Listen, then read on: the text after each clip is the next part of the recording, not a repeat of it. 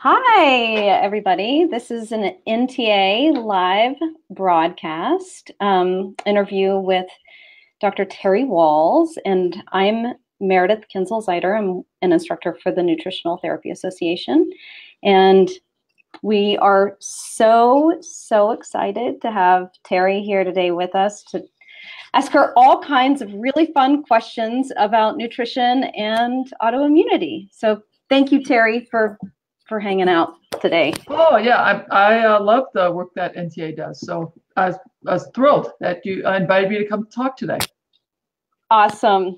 So for anyone who doesn't know, Terry is a medical doctor. She's a professor of medicine at the University of Iowa, which you're in Iowa. Are you in Iowa City? Is that yes, right?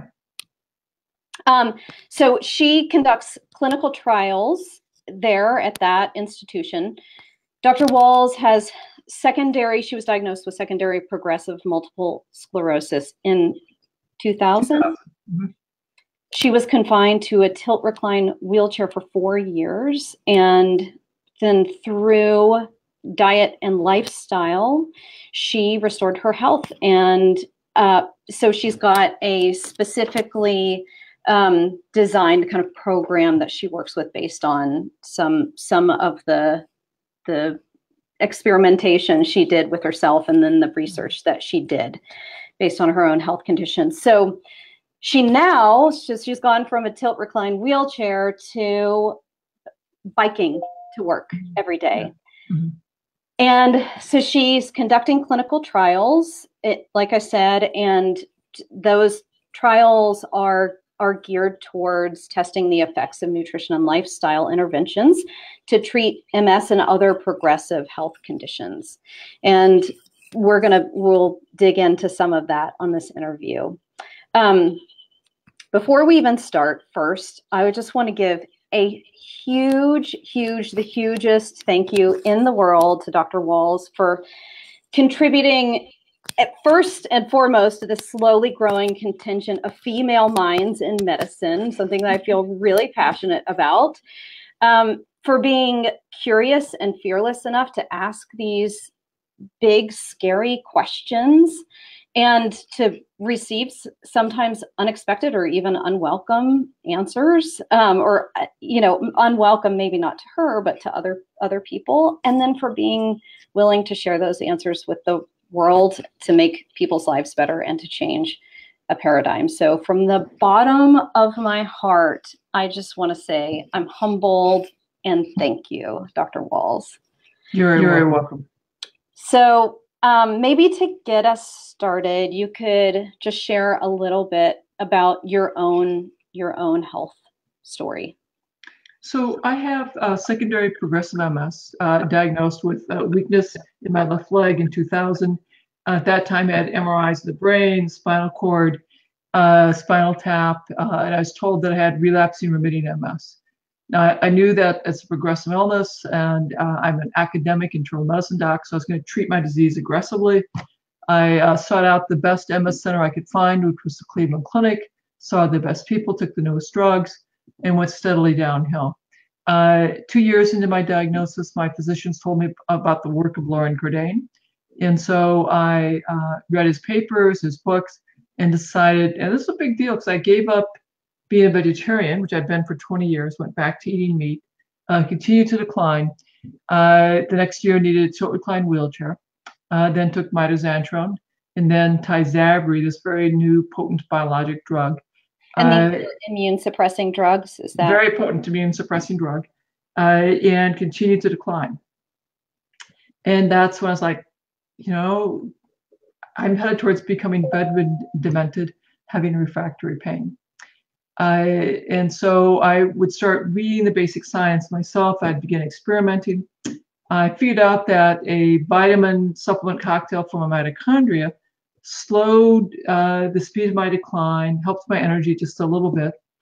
And I was really very grateful because all of my neurologists had told me very consistently that functions once lost were to be gone forever. And that now that I was in the progressive phase of my illness, there would be no spontaneous recovery. And then by the summer of 2007, I could not sit up anymore. I was beginning to lose my keys, my phone. My neuropathic pain was more and more difficult to manage. And that summer, I discovered the Institute for Functional Medicine, took their course on neuroprotection, had a longer list of vitamins and supplements. And then I had a really big aha moment, which is obvious to everyone in NTA, like, what if I redesign my paleo diet in a very specific way to maximize what I was taking in pill form? And that took some more research. The Linus Pauling Institute for Micronutrients was a great resource. And so in December, I reorganized my paleo diet. In January, so a month into this, my energy is better, my pain is down, my mental clarity is improved. In 3 months, I'm beginning to walk with a cane. And in 9 months, I get on my bike and I bike around the block for the first time. You know, I'm crying, my kids are crying, my wife's crying. And then I realized that the conventional understanding of progressive MS is wrong, that who knows how much recovery might be possible. And at a year, I'm able to do a 20-mile bike ride with my family. So this really changes how I think about disease and health. It would change my practice of medicine. My chair of medicine would call me in. He'd give me the job of writing up a case report since my recovery was so remarkable. And then when I got that written up, he called me back and said, and I want you to shift the focus of your research. And I said, well, but you know, that's not the research that I do. He goes, I'll get you the mentors. And so that took a while to get the protocol written, get it through the IRB, and I'd have to get $100,000 worth of funding. So all that took some time.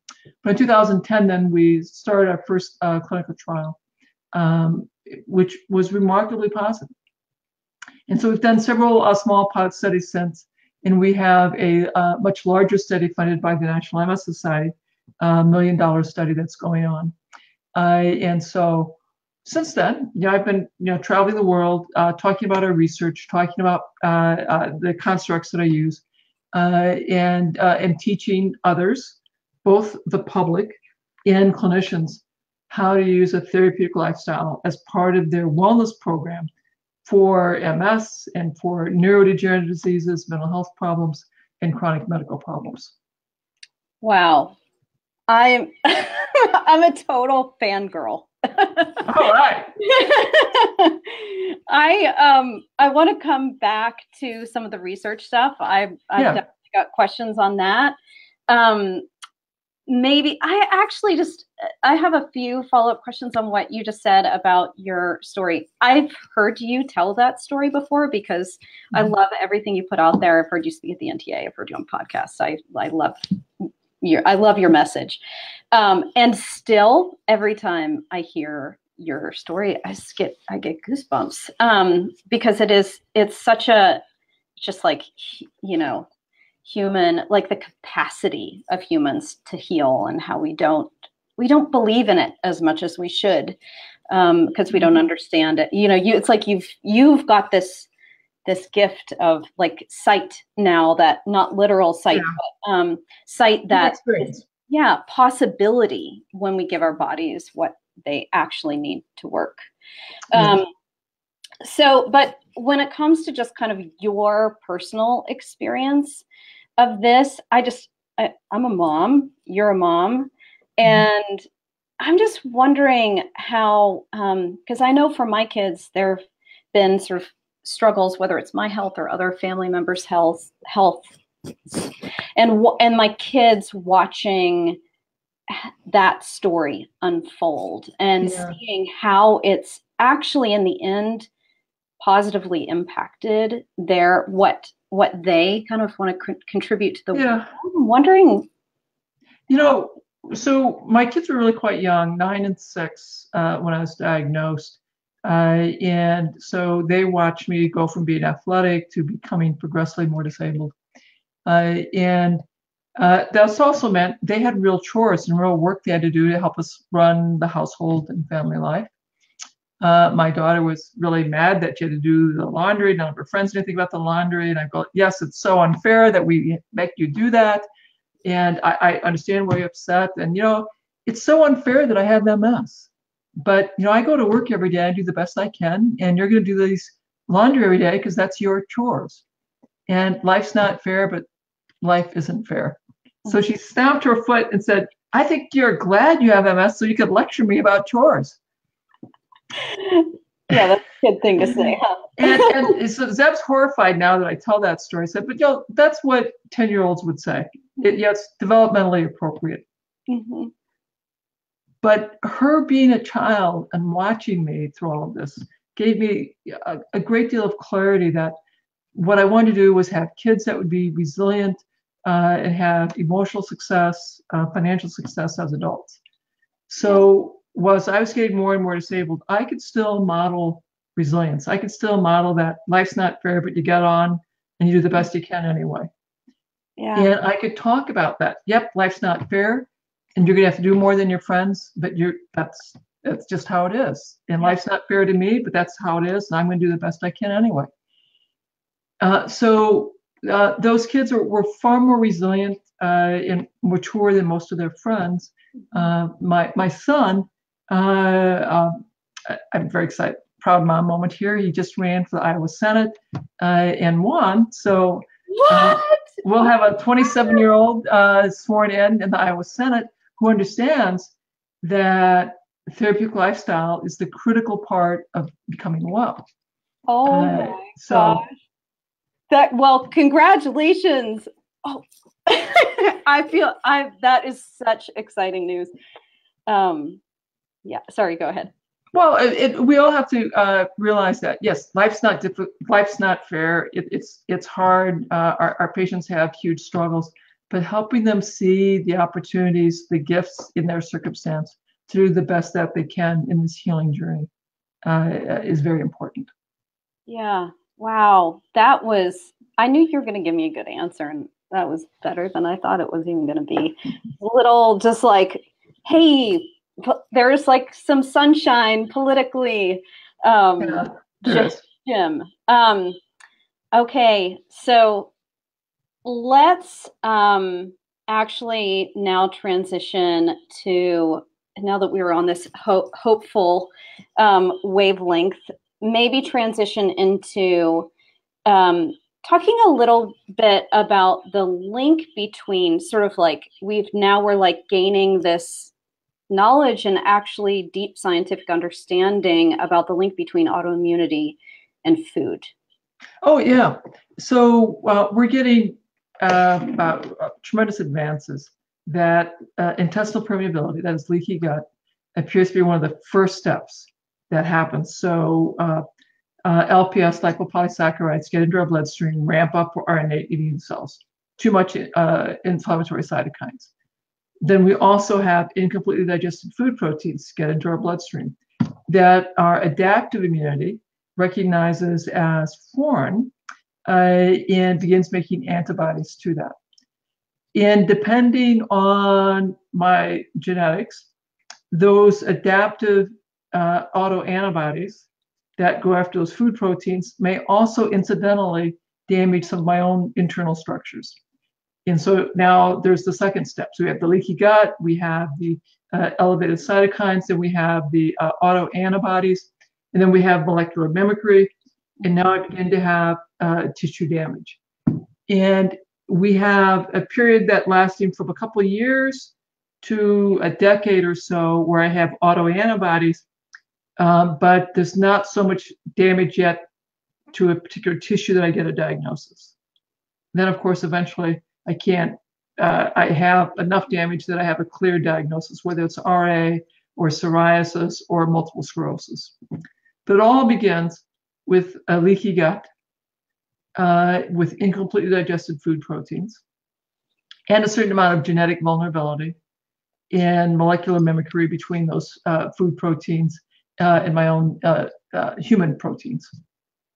Yeah, so this is the three-legged stool kind of model that you're talking about of autoimmunity, and for all those nutritional therapy professionals out there, really underscores the importance of supporting, providing foundational support for the digestive process so that we are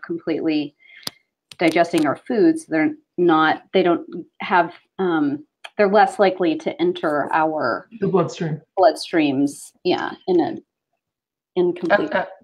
Absolutely, you want to heal the leaky gut, and you want to digest the proteins.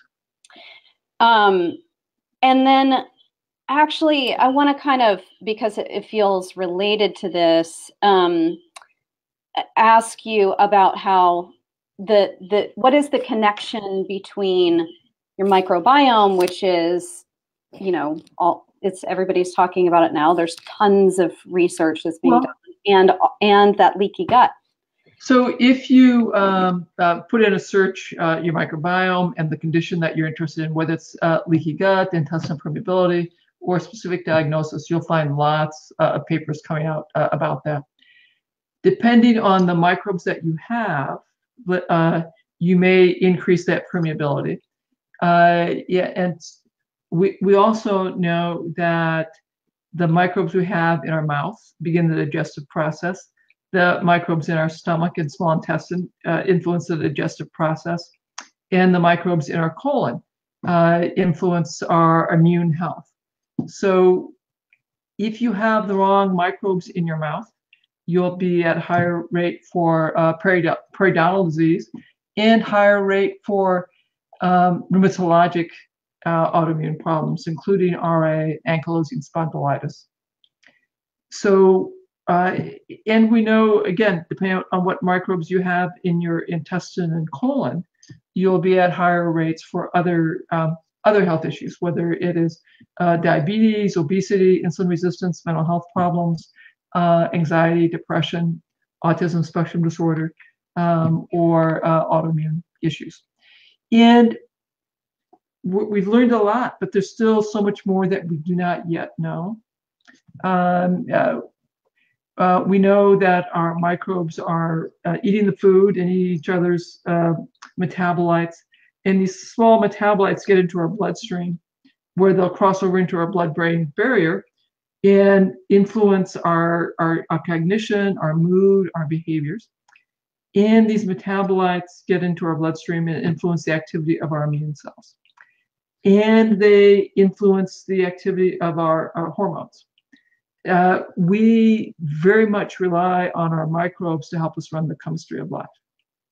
And if we're missing microbes, we can't run all those chemical steps that we would need to thrive. Yeah.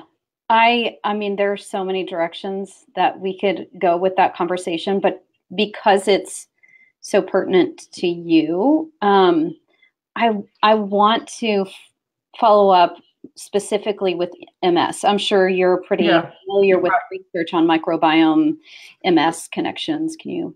So it's very clear that the healthy gut and the MS gut have different microbes. And depending where you are in the world, that looks a little bit different, whether you're in Asia or in Africa, Europe, North America, or South America. And it probably makes sense that our ancestral mothers solved our microbial needs somewhat differently, depending on where our ancestors came from.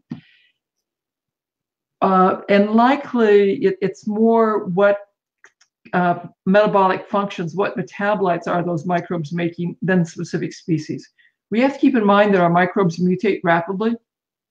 And so it's their metabolic function that's the most important. So the researchers that are analyzing doing the census taking for the microbes, and also analyzing the metabolites are the ones that will have the answer most quickly, because it's the metabolites that is the final mediator of health, not the name of the microbe.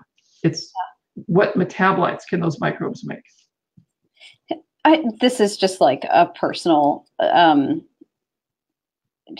point. I'm just interested in this. I don't know if anyone else would be, but are there certain researchers you think are like that you kind of are going to look for? Well, actually, so I have a microbiome researcher on my team, Ashu Mangalam. So what I do is I just call up Ashu and say, okay, Ashu, so what's going on now? And I have, so we get together once a month and he updates me. So I let him be my filter. Yeah. Oh, nice. So that's very helpful. I wish I had one of those. So now I want to, now that we've kind of defined some of the of the challenges. Yeah. I would love for you to spell out kind of some of the key components of your dietary approach. And actually, when you do that, and then also speak to how they are altering some of our microbiome expression. So the microbiome really got messed up when we discovered sugar and white flour, and we rapidly increased the intake of sugar and white flour over the last 300 years. Then we added emulsifiers, food additives, which further screwed up our microbiome. And we steadily decreased the amount of vegetables. So now that we're having, on average, less than 1.5 servings of vegetables per day, and our kids have even less. What I've done is I've given structure to the kinds of vegetables I want you to eat. So everyone, lots of leafy greens, lots of sulfur-containing cabbage, onion, mushroom family vegetables, and things that are deeply pigmented all the way through: beets, carrots, berries.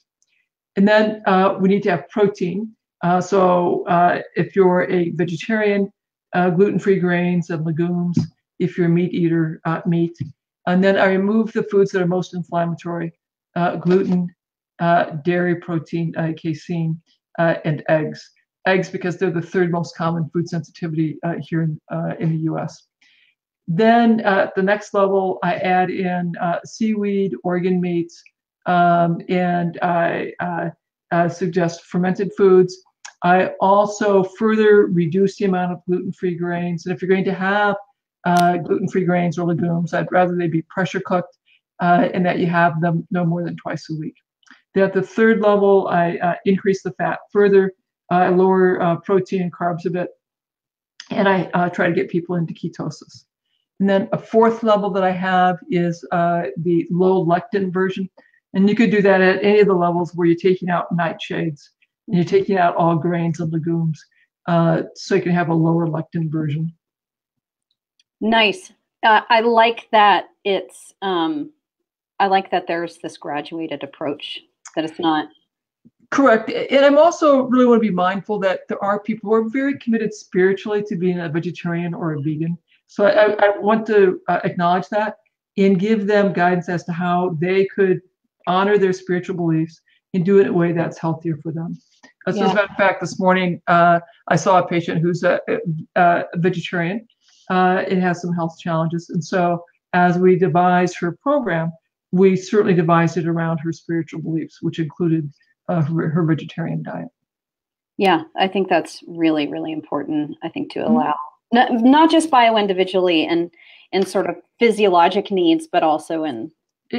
Correct. If that's an important part of their spiritual belief, then you must honor that. Yeah. Or at least I choose to. Yeah, yeah, I think it's the right thing to do. So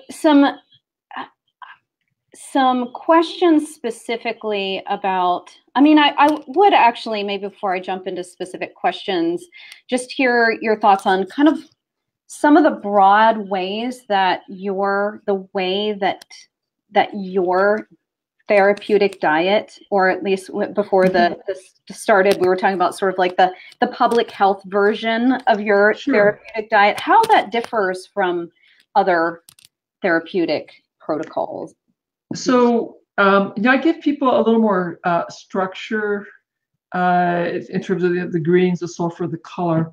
And I do that to make sure that we have some key nutrients that are great for brain repair. Make sure we have plenty of vitamin K, plenty of phenols, and plenty of sulfur. All of that boosts your neurotransmitters, it boosts your detox pathways, and it boosts your mitochondrial protections. Having said that, we all have a unique set of enzymes we got from mom and dad through our genetic ancestry. And we have a unique set of microbiome that we got from mom and how we've been leading our life. So you may, and I tell everyone, you have to work with your personal physician and your nutrition professional to adapt and adjust the public health version of my diets according to your personal experience. So we have some people who can't tolerate 3 cups of greens, they get diarrhea, or who can't tolerate all that sulfur. And so we have to make adjustments. But what I have in the Wahls protocol is a starting point where I want people to begin, and then work with their medical team, their nutrition professional, to make adjustments based on their experience. So thank you. That was a really good answer to that. I'm wondering specifically, can you speak to something like sulfur or that increase in fat if someone has some sort of reaction, whether it's digestive or otherwise? How do you navigate that? So if someone's having, we have the goal of 3 cups of sulfur. But they come in and they talk about that they have some malaise, more bloating, that they just feel really uncomfortable as they try to get up to those 3 cups of sulfur. Then we may come back to perhaps they can't really tolerate the onion garlic family, but they do well with cabbage family, and they do well with turnips and rutabagas and radishes, but they just can't handle the onions. Like, okay, that's fine. They just play in the cabbage family. Or they may find that they can't tolerate the cabbages, but they do fine with the Korean fermented black garlic, and they do fine with mushrooms. Like, okay, then you can get your garlic there. I ask people, are there foods within the sulfur group that they tolerate? If so, we do that. Or the other thing we may do is just go from a goal of 3 cups a day down to 2 cups a day or 1 cup a day. And I would also remind people that 2 cloves of garlic is the equivalent of 1 cup of cabbage. Whoa! So in terms of the amount of garlic that I'm trying to get people to have, sulfur I'm trying to get them to have. So if they have 6 cloves of garlic a day, which is a lot. Yeah. But it's not much volume-wise. That may work. And I love the Korean black garlic. That is just like candy to me. Mm-hmm. And so I'll eat 6 to 20 cloves of black garlic in one sitting just because they're so yummy. They're like gum.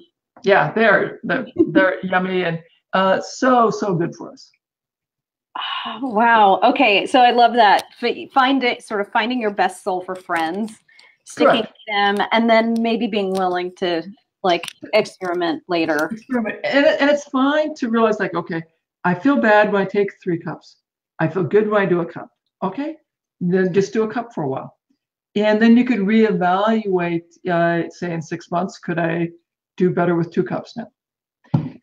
And let's say I have to reduce my sulfur intake because I'm having difficulty. It doesn't get you off the hook that your goal should still be 9 cups of vegetables. Yeah. Okay. Yeah. So.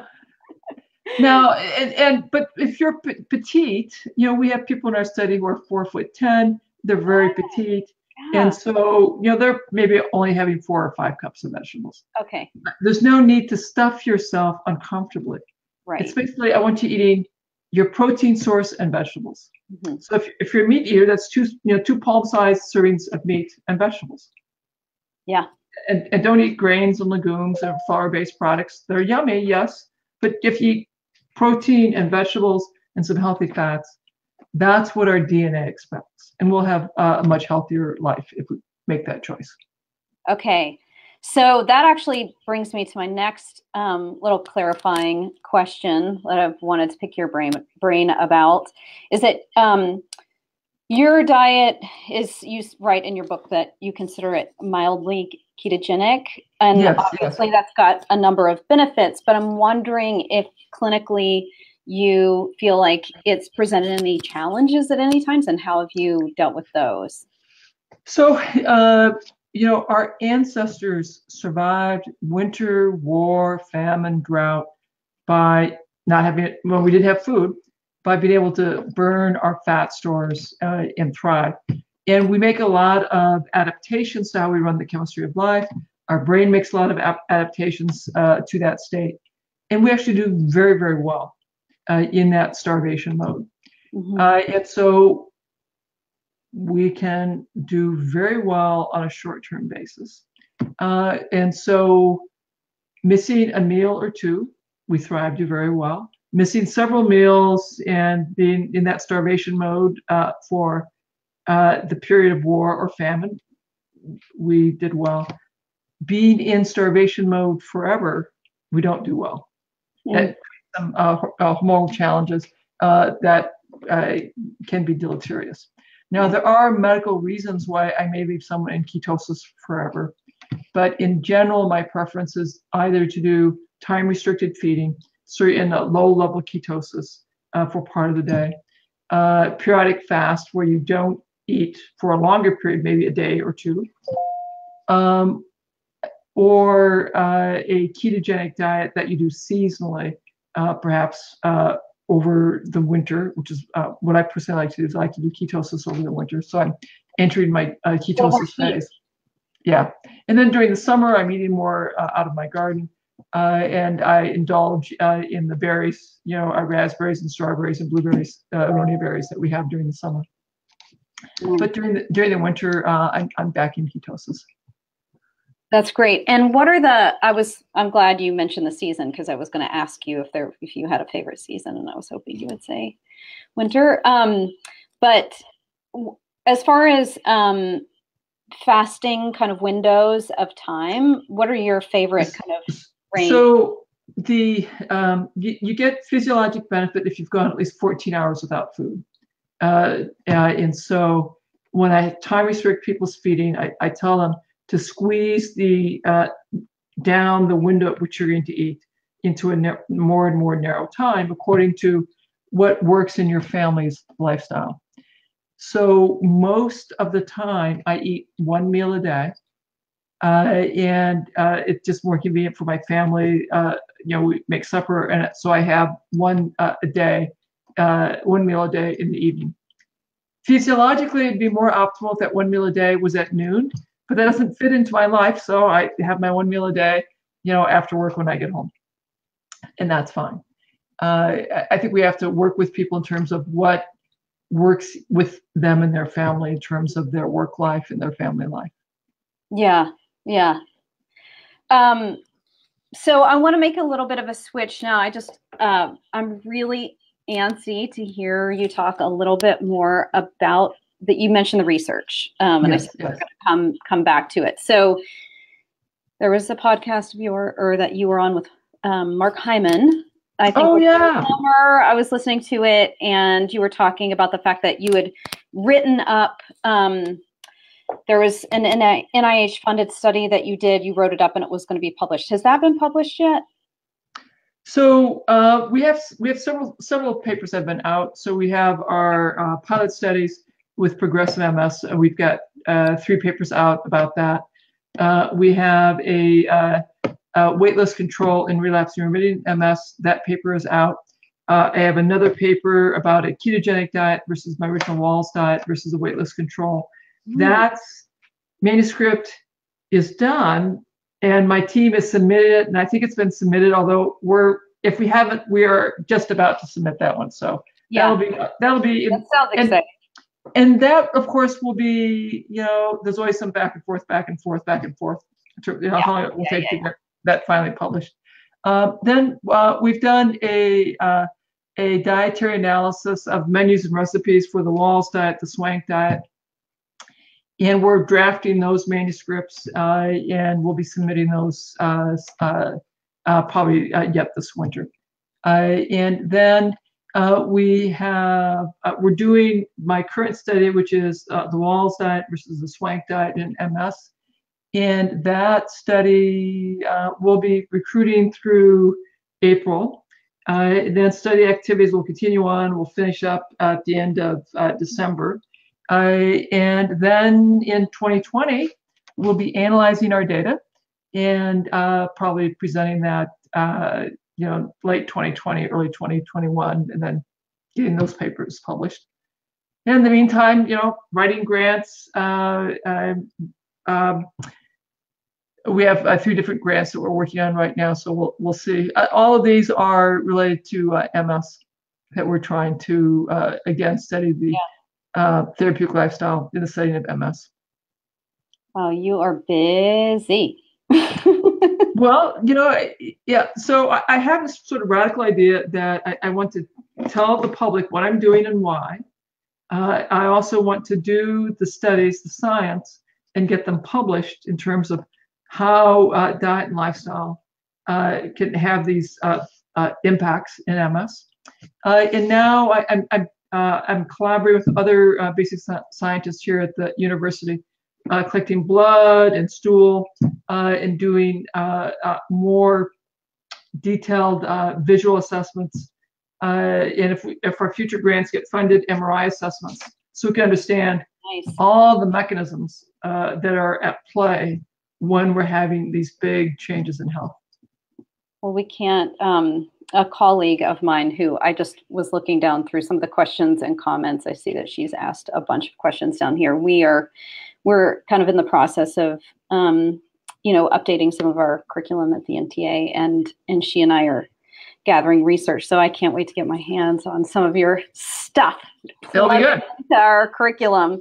That'll be good. So there are some questions down here about how you feel about whey as sort of a. How do I feel about whey? Yeah, how do you feel about whey? I feel like it's terrible food. So dairy. So dairy certainly has a lot to say for it, for the young, for infants, for growth, etc. It has the risk of developing food allergies, food sensitivities. Once you get past adolescence, there are all these growth factors in dairy products that increase the risk for benign and cancerous growth. So I discourage the use of any casein or whey. There may be use for in toddlers and younger. There may be use for it up to adolescence. After adolescence, I think on the balance, I would much rather people eat. If they're a meat eater, eat meat and vegetables and not consume whey. Yeah. Do you find sort of based on a person's ancestry, if they have, like continued use of or consumption of dairy products, kind of into more recent history? So so many people want me to say I'm fine with eating dairy. The answer is I am not fine with eating dairy.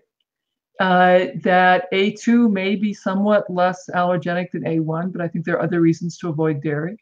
And the molecular cross-reactivity between dairy proteins and brain increase the probability of developing antibodies that will attack your brain. Increasing pancreas too, and type 1 diabetes as well. Yes. So I mean, I think there are compelling reasons to not have dairy. Yeah. Your brain and your pancreas being number 1 and number 2. Yeah. And then number 3, your cancer risk. Yeah. Yeah. Okay. And we,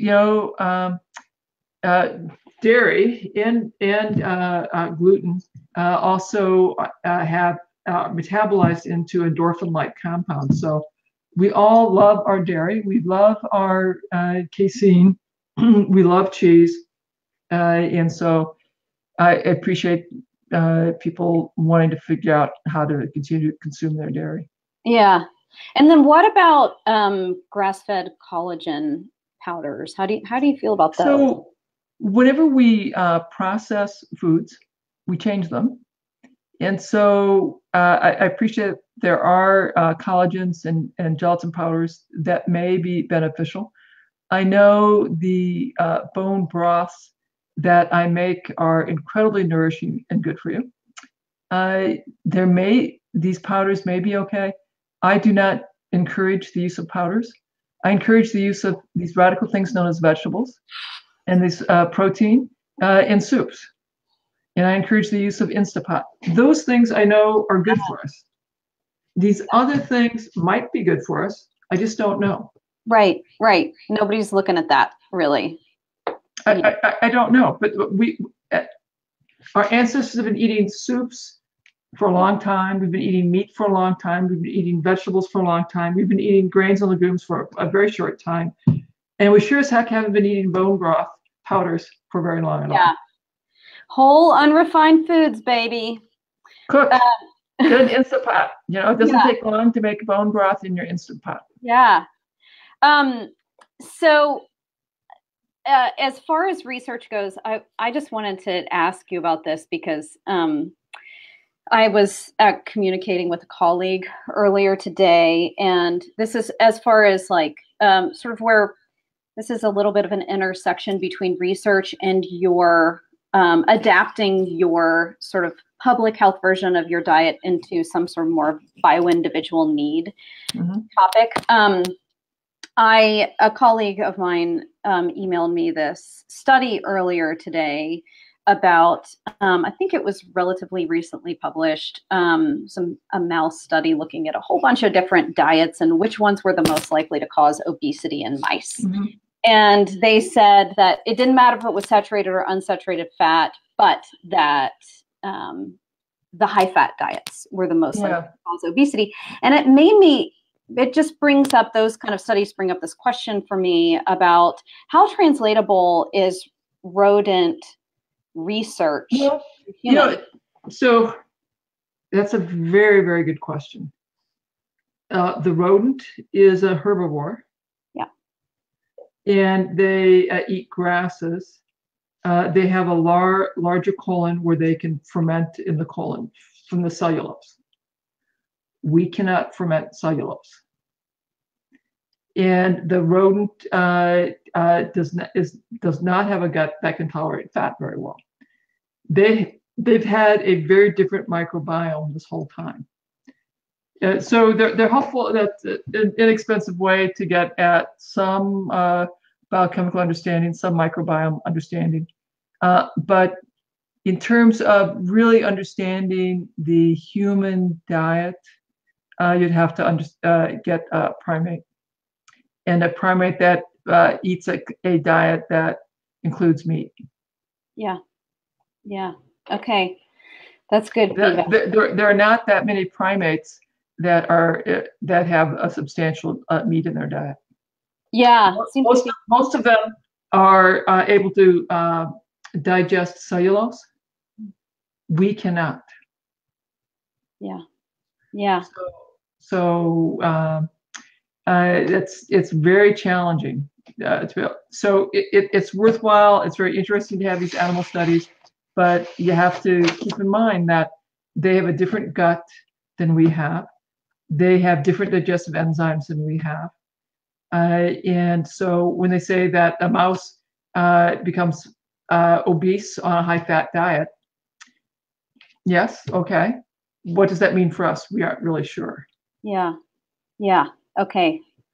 Good. Okay. So I want to, gosh, I could talk to you all day long. I want to actually, before we move into some, just getting you to share a little bit about what you're offering to the world right now, I would love to just hear you talk a little bit about, okay, so tons of people have benefited from your work. But I'm sure, despite that, you've faced some institutional resistance at times. This weekend, I was telling you before the call, this weekend I was showing my husband, or actually I wasn't even showing him, he pulled it up himself, your TEDx talk that you did on YouTube. And there's this big warning label on it that says this is something about this talk did not meet our curatorial standards, and you can't make it go away. It's just on there.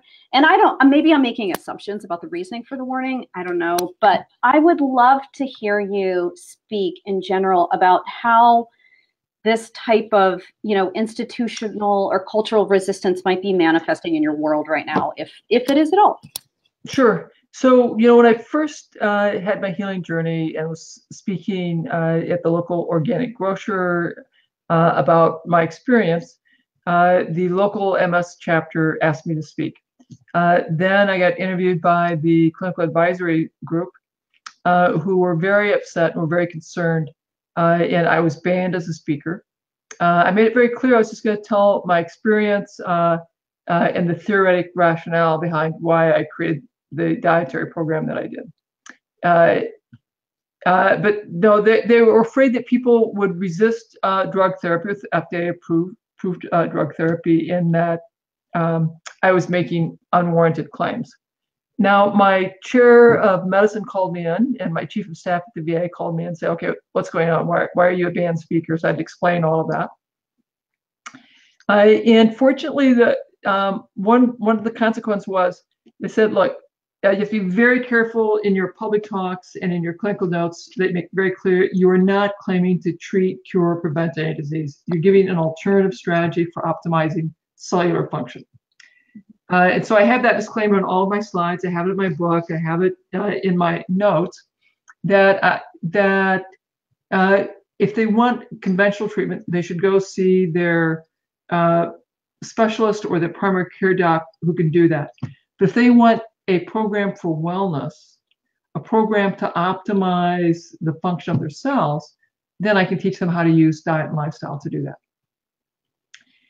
And so I learned how to behave, color in my lines, and do well. And then I also, my chair of medicine really liked what I was doing and said, do the research.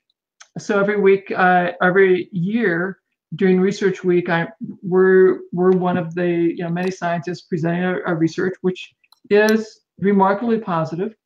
So that I'm going around the university talking about our research, and then now going around the country, the world, talking about our research.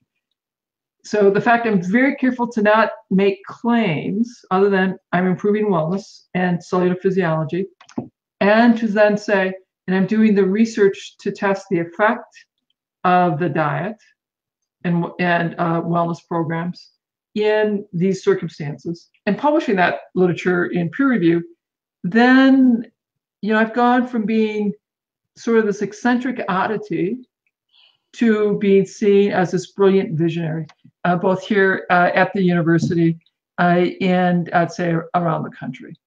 But I think it had to do with the discipline of being very careful to not make claims other than I'm improving physiology, I'm teaching wellness, and being willing to do the research.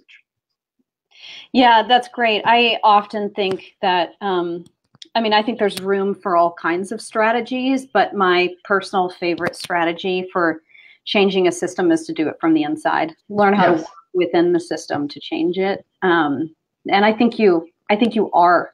I heard on that Mark Hyman interview that you did, you were saying that your first, I think this is what you said, your first NIH study, it was like, went before the review board, and they said, oh, we got scathing reviews. They said, like, clearly it does not understand the pathophysiology of MS. People just rip me to shreds. Now, fortunately, I'm sort of, socially oblivious. So, like, okay, that's fine. So I just keep writing my grants going forward, and my philanthropic support has come in because we've touched the lives of people who have considerable resources, who believe in my work, who call up the university and say, we believe in what Wahls is doing, we'd like to help. And so that's allowed me to conduct, several small studies with these pilot results that I can then use in my grants for larger monies back to the NIH and the MS Society. Yeah, that's wonderful. Okay, so I am, like I said, I could ask you questions all day long, but I know we both have lives to live. But before I turned you loose from my grip, I am gathering that, so you've got a certification program, and that you've very generously offered a waiving of the $97 application fee for NTPs, and I think Shannon maybe is going to post something about that in the comments area for people to get access to. But I'm wondering if you could speak a little bit to what this certification program is. Right. So we have two ways of doing that. The way that I think is really the best is to come to the live event that will happen in July, where you get to see me teach this to the public for 3 days. And then on the second half of the third day is case-based learning. And then we do an exam that evening. And you'll see me teach motivational interviewing, see us practice the skills, and you'll see hundreds of patients whose lives are being transformed. So a very, very fun, enriching experience. We've also now, it's in Iowa, Cedar Rapids, Iowa. So there's a lovely regional airport that you fly into, and we have a lovely hotel. We've been doing it 5 years there. And so they've learned how to make food the way we want it made. And so it's a lovely experience. And you get to have me for 3 days. So that is extraordinary. The other way that people can do this is to do it virtually. We just ran our first virtual certification program because we've recorded all the lectures from last year's event. And then we have a series of lectures via Zoom that I have. So people have a couple of weeks to go through all of the videos. And then they have the afternoon where we'll go through all the cases together in a small group via Zoom. So I call everyone. You all have to answer the questions, be involved in the discussion. I answer questions they may have about the various topics that they saw on the video, and then they'll do their exam. And then after the exam, there's another video that I have where I've gone through the exam to explain my thinking for all of those questions, which I thought, of course, were so completely clear. But after the exam, I realized that, okay, that question may not have been written quite as clearly as I thought. So we do all of that. The virtual class, actually, we just ran it last week for the first time, and it went very well. I was very pleased with how effective we were with our Zoom classroom and being able to talk to everyone and have everybody participate. So it worked out very well. Nice. Okay, so to clarify, the options are you've got this this retreat kind of seminar, the 3-day event, yes, in person, and it seems like maybe you're thinking this is going to be an annual thing. Oh, it is annual. This we've been doing it every year since 2014. Oh, nice. So there's that option, and then there's now this online virtual option. And we just ran it, and so we will periodically be offering the virtual one again. And I have to admit, I have to work out with my assistant when we plan on offering that again. So, yep, if you're on my email list, you'll see that announcement go through. Okay. If you can, come to the live event. The live event is just magical. But I realize, that might not be the right time for you for family obligations. Traveling can be a little more challenging. So I was very pleased to be able to offer the virtual event now as well. Yeah. Okay. Ooh, maybe I can squeeze that in. Yeah. All right. So I think maybe we'll wrap up this really wonderful conversation today with isn't this what people do with wrap ups? There's kind of like a, hey, send everybody away with something great. So, well, okay. Oh, yeah. Yeah. So if you go to terrywahls.com/diet. Yes. We have a terrific handout, one-page handout that people can put up on their refrigerator to inspire them to know how to follow the Wahls protocol. Nice. It's in color. It's very nice. So just terrywahls.com/diet. Oh, nice. So that's it's like an outline that I can really. It's a one-page visual pictograph kind of thing. Great. Okay. So there's that. And then, but if you could, let's say, if you could give boil all of the everything down, you have packed into your brain down to 3 bullet points that are powerful things that you right now to reduce all of the bad stuff, what would it be? Drop sugar, drop gluten and dairy, replace them with vegetables. Those are the 3 items. Those are three items. And then one of the things I think is very helpful is, what is your why in life? What do you want your health for? Because it really helps to clarify that, so that you're willing to do the work that it will take to give up sugar, which is so yummy, to give up gluten, dairy, which is so yummy, and eat these things that you don't know how to tolerate because they taste weird, the vegetables. That's a big ask. And people do much better if they understand their why. Yeah, which is something, I mean, we would love to have you back on at some other point. There's so many directions we could go as far as how to make this work for a family. You know, they're just really practical things that you've just... And we're going to have a great one of the talks that we have. She was at the seminar with us last year at the seminar. She'll be here again next year. Is an adolescent who had a major health crisis and recovered using the Wahls protocol, and then being an adolescent, quit, got sick as hell, and recovered again using the Wahls protocol. So she talks about her experience, and talks about how you get kids on board and how you deal with the defiant adolescent. It was really a very, very inspiring and useful conversation. Yeah, she sounds like a perfect messenger of it. Yeah. All right. Well, Dr. Wahls, it has been such a pleasure and honor, and I just appreciate what you're doing so much. And on behalf of the NTA, thank you, thank you, thank you, thank you. Well, you know, and I love what NTA is doing. The more nutrition professionals that we have out there, the more we have people talking about learning how to cook again, learning how to make food, learning how to eat these radical things known as vegetables, the better for all of us. And if we're going to solve the epidemic of poor health in this country, we can only do that by teaching people how to eat vegetables, how to eat food. Yeah. Yeah.